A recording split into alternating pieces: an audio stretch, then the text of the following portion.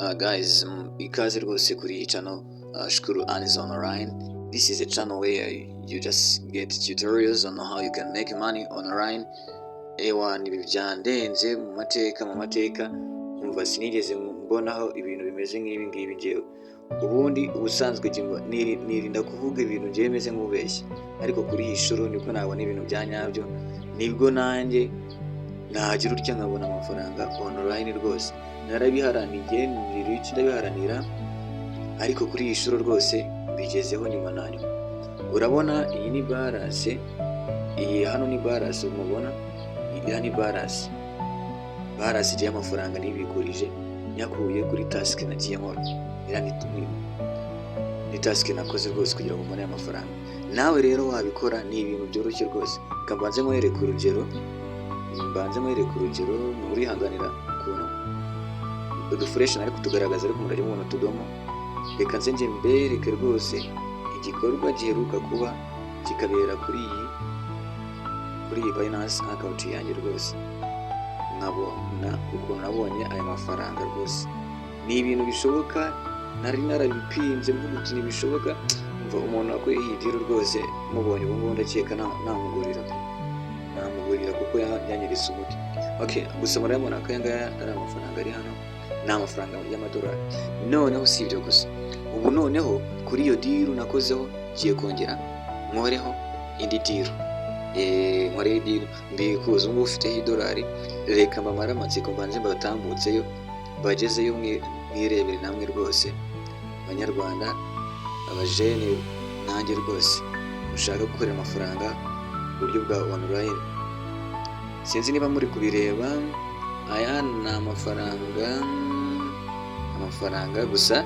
Abantu murambirwa, mucika intege vuba, ntabwo mwakorera amafaranga online kuko bisaba ngo uri umuntu wihangana rwose, umuntu udacika intege, umuntu uzi icyo ashaka, kandi uzi icyo ashaka aragiharanira nyine, of course noneho dore ukuntu deal yatangiye. I am so happy to share with you this skill because I have been trying many apps trying to get paid but failed. But on this time, kuri aka kanya byo birakora. Njye narabanje nabikora mbikuzaho. Aya ni amafaranga nagiye mbikuzaho ariyo yariye mwabonye. Noneho kuri iyi shuro something which is interesting, ubu ngubu ngiye kubikuza $1 point something. I don't know if you see here, hano ngiyi ngaya $1 point something. Ahwana reka nze nyabereke neza, ariko utagira ngo ni ibintu byo kumanipira. I am not lying to you, I am telling the truth, it's true. Reba aya ni amafaranga. Reba amafaranga 1777, bikaba ari idolari rimwe n'ibice 22. Aya ngaya noneho ngiye kuyabikuza. Reka murebe ukuntu bikorwa. Gusa kugira ngo uzajye ubona utuntu tw'ubwenge dukora, njye sinshobora kwerekana ibintu nagerageje, nakoreyeho experiment ngo ndebe koko ibi bintu birakora. Ibintu ngiye guhereza abanyarwanda, abajene bafite imbaraga, bafite ubushake, bashaka gukorera amafaranga online, nibyo birakora. Sindi kubangiriza igihe. Ibi byo rero birakora wa muntu we. Icyo usabwa ni ukuba ufite smartphone yawe, ifite network zihuta, ufite buri kimwe nyine kijyanye na phone nzima cyangwa se na computers. Ni phone gusa nayo biroroshye. Noneho rero ngiye kubikuza aya mafaranga. Iyo ubikuza rero njyebwe nyine nzabereka neza muri make. Nibona iyi deal ikora, muzambwira muri comment nyikoreho kuko ndi kubakumbuza mbereka ukuntu bikora. Ubu ngubu ngiye kubikuriza ahangaha kuri Tether. Abantu mukoresha Binance mukamimenya kundusha kuko ndabizi mwabitangiye kera, ariko abantu muri abagome. Kuki muba mutararabuye abantu? Uzidira umuntu nayikuye ku muntu w'umurundi. Abarundi n'abana beza bavugisha ukuri, ntabwo ari nk'aba abanyarwanda bacu baba bashaka views. Njye rero sishaka views, ahubwo ndi kukwereka ko ibi bintu bishoboka. Ufite phone yawe, smartphone, ufite MBs zawe waguze z'ukwezi, uragura megasi ikagupfana ubusa, ukwezi kugataha ukundi kugashira.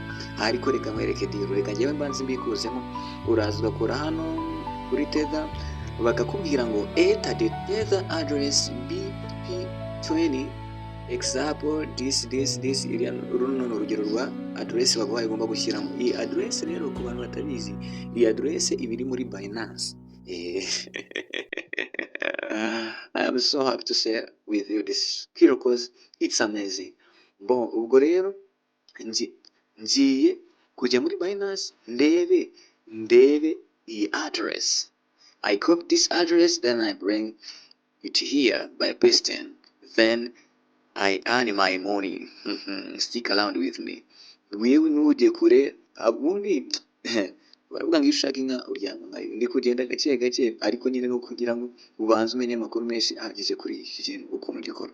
Alright, njye nahita nza kuri Binance yanjye. How happy I am sharing with you this skill. Then when you reach here, for example, ahangaha ni kuri Binance Home. Iyo ugeze hano kuri Binance Home, ukanda hano handitse ngo add funds. Oh my goodness, I like the words because I know with money, related with money. I like the word funds, Binance. Rero ubwa mbere njya ku downloadinga Binance, byatewe n'uko numvise ko ari Binance.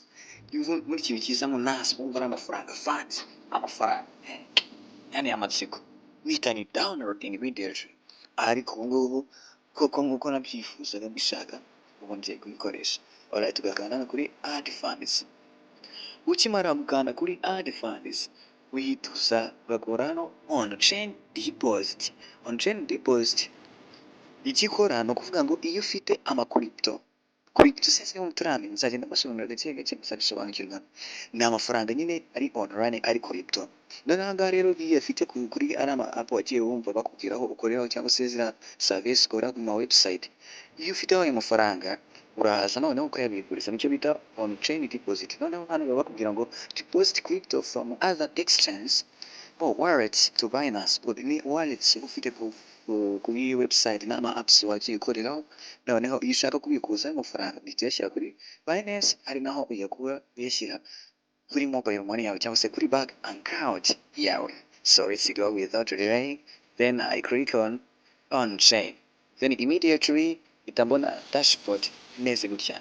Jewe rero kubera ko nagiye kubikuriza kuri Tether, abantu babizi nabibona ibintu bya Binance nabibona, gusa nazo mfite amatsiko ari ubwa mbere ugire undabure nzakwereka byinshi cyangwa se subscribing so that ntabwo wazongera kubura iyi video, nzajya ashyiraho akantu k'ubwenge bw'icyo ukabona update ukabona. Noneho njyewe guys, ntabwo nshaka kubabwira ngo muhite mutangira nawe kuko ntabwo nabaha amakuru menshi. Njye ndi kubereka ibintu nagerageje bikora. Ndakanda hano kuri Tether. On Tether. Then bite nza gushaka ibyo bita B2B chain. Ahangaha you be careful please, uritonda kuko ushobora gukoramo ikosa cyane. Hano kuri BNB Smart Chain B20.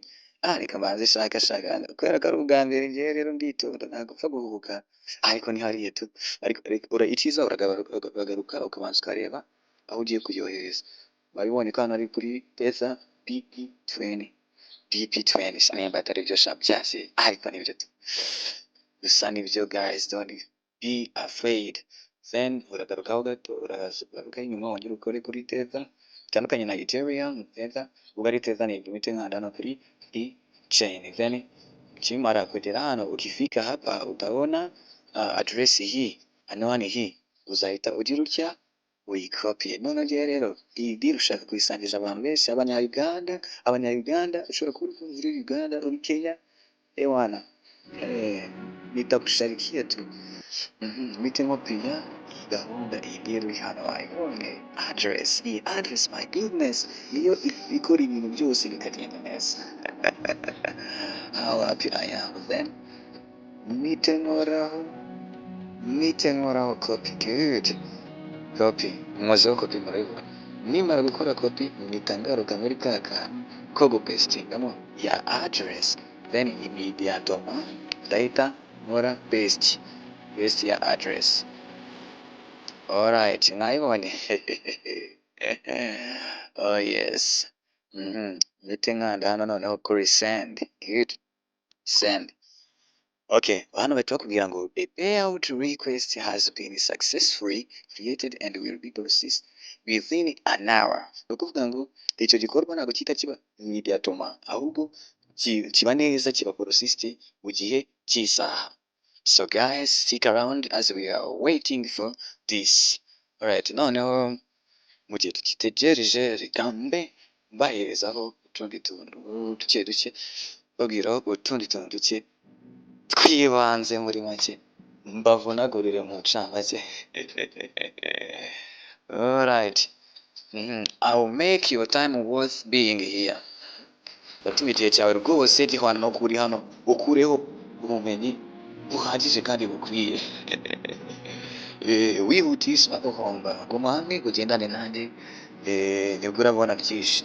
Noneho ku bantu muba mugeze kuri iyi gahunda bwa mbere, ukuntu bigenda, ari amafaranga nohereje saa moya, ubwo ngubwo mu kanya amasaha abiri cyangwa se na ryari haraza kuba yahageze.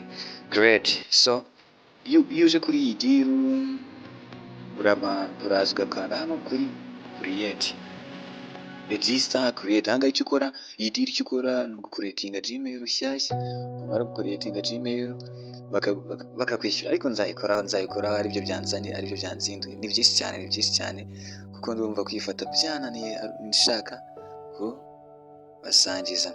So guys, ubwo turakomeza turebe, reka nje muri Binance yanjye. Already nayohereje, ubwo turaba dutegereje, turaza kubibona rwose. Hariho hano, hari no kuntu ahita kugeraho ako kanya rwose utiriwe utegereza ibintu byinshi. Ikintu noneho usigaje kugerageza ni ukuyakura kuri Binance nyashyira kuri Momo, ariko nabyo biroroshye. Abantu benshi mfite ubuhamya bambwiye ko ari ibintu byihuse, bibangutse, byihuse nko kuzimya buji, cyane rwose nko kuzimya buji. Ni funding, ubu yose nta mafaranga nagiye ninjizaho. Alright, nanga ubwo ugiye kubikuza, mbe negerejeho, reka mbe negerejeho. Iyi video rero birasaba ngo mbe mpagaritse kugira ngo.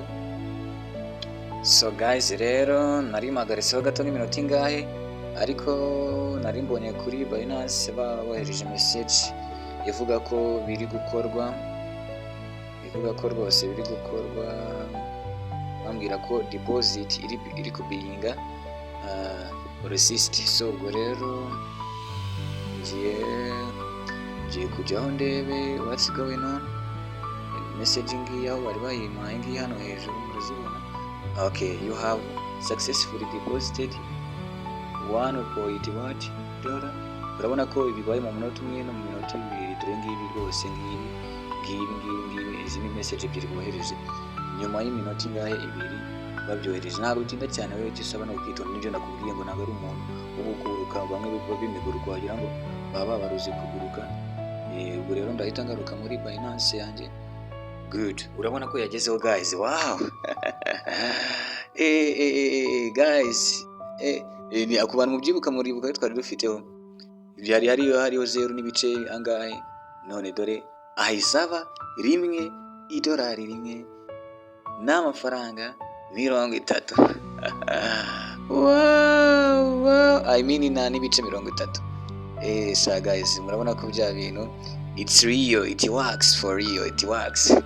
Which is abantu ukwitonda akagenda gake purampura. Yeah, it works. Oh my goodness, yes. So without taking much of time, turebe details z'ukuntu yaje. Mwayabonye guys, dore ngaya hamaze kuhagera sport. Mwayabonye ayaje ngaya hano, aya ngaya niyo yaje. Ahangaha rero niho ubungubu yose nagiye nzana. Murabibona ko bya bintu bikora. Okay, mwabibonye dore noneho message, confirmation message, cooperate, then cooperate. Let me cooperate. Nkakirika hariya ndebe ukuntu byifashe. Mwabibonye none izi nizo transactions nakoze. Oh la la, it works. Urabona ya mafaranga agezeho sangahera nze ndeba isaha ngereyo agezeho saa moya n'iminota 6 n'amasegonda kandi nari nabikoze saa moya n'umunota umwe ntabwo bitinda nahagariseho gatoya. So guys, ubwo rero nimwe mutayo kujya muri comment kambwira ukuntu ibidiro mubibonye, ese murumva muri itrese mwabikoraho cyangwa ubu noneho video ngiye gukora no kuyabikuza nyashyira mu manyarwanda. Yes, good. Reka rero video nyigire ngufi, gusa niba ari ubona iyi video kora like, comment na subscribing kugira ngo tujye tubona video nyinshi zivuga ku bintu by'ubwenge bitandukanye kandi byunguka umwanya wawe ubyaza umusaruro, mega zawe zibyaza umusaruro, igihe cyawe kibi cy'agaciro. So guys, reka mbende cyanga mukore subscribe none twubake umuryango mugari.